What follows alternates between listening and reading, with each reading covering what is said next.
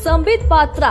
BJP के प्रवक्ता Sambit Patra debate show से लेकर वर्चुअल रैली तक हर जगह अपनी बयान के चलते सुर्खियों में रहते हैं।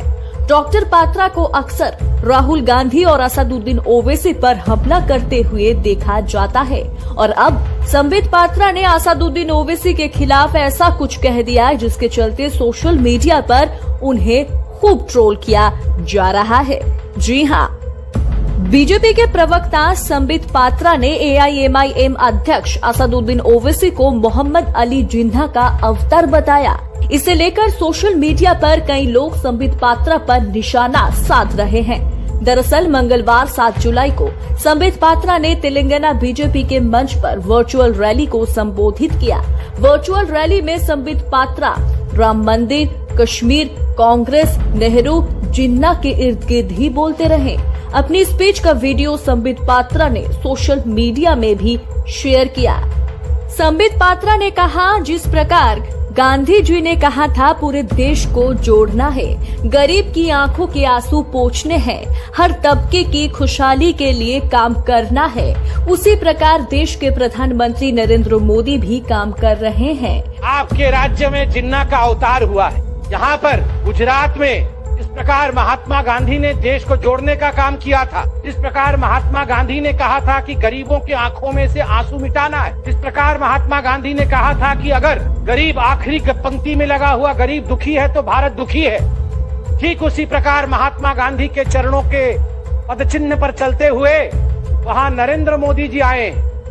नरेंद्र मोदी जी ने भारत को एक नई दिशा दी है। जिस प्रकार महात्मा गांधी जी के जन्मभूमि में नरेंद्र मोदी जी का जन्म हुआ, ठीक उसी प्रकार आपके वहां पर ओवैसी का अवतरण हुआ है। ये जिन्ना का अवतार है, इसको छोड़ना नहीं, लोकतांत्रिक तरीके से समाप्त करना है, लोकतांत्रिक तरीके से हराना है भविष्य में। क्योंकि ये जो परिवार है, ये जो केसीआर केटीआर का परिवार है और ये ओवैसी एक ही परिवार है, एक ही परिवार है और इस एक परिवार को हराना है। महात्मा गांधी गुजरात से थे। जिस प्रकार गांधी जी के गुजरात में नरेंद्र मोदी का जन्म हुआ, उसी प्रकार जिन्ना के राज्य में असदुद्दीन ओवैसी का जन्म हुआ। यही बात सोशल मीडिया पर वायरल होने के बाद से संबित पात्रा को जमकर लताड़ा जा रहा है।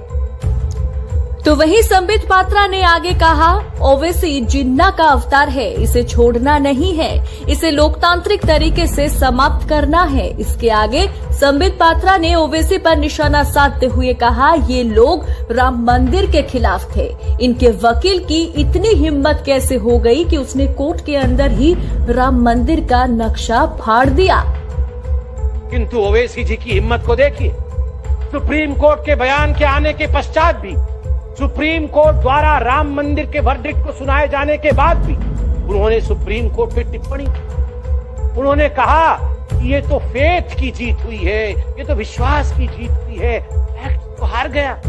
अरे ओवैसी जी, फैक्ट था कहां आपके पास? आपके वकील तो वहां पर राम मंदिर का नक्शा फाड़ के आ रहे थे।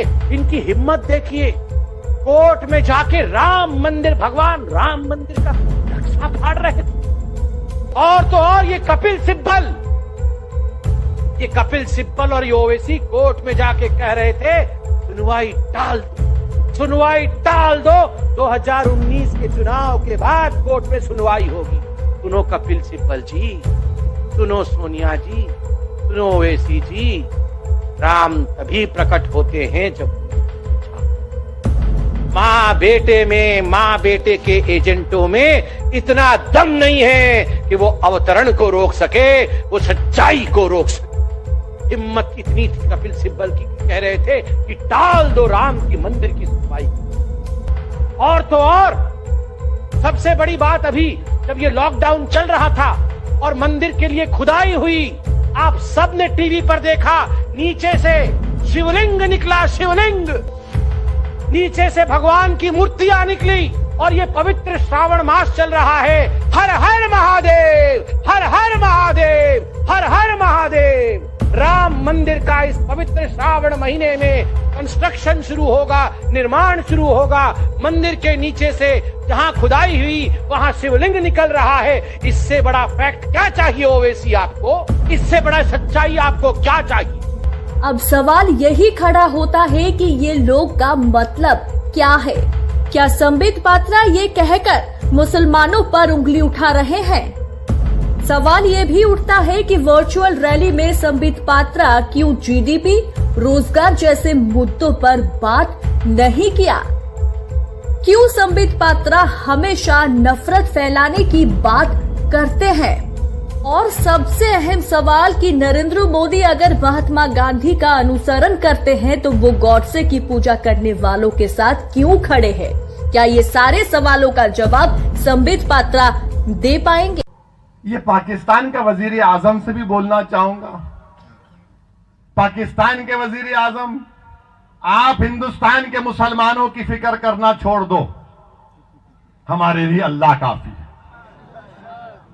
हम हस्बुनल्लाह व निअमल वकील कहने वाले हैं, नेमल मौला व नेमल नसीर कहने वाले हैं।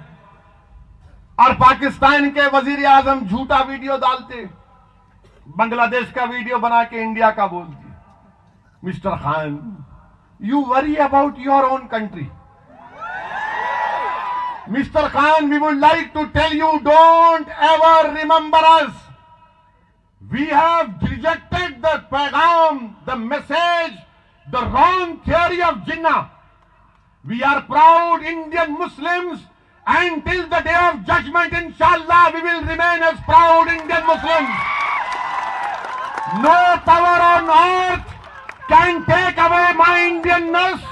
No power on earth can take away my religious identity. Why? Because the Constitution of India guarantees me that.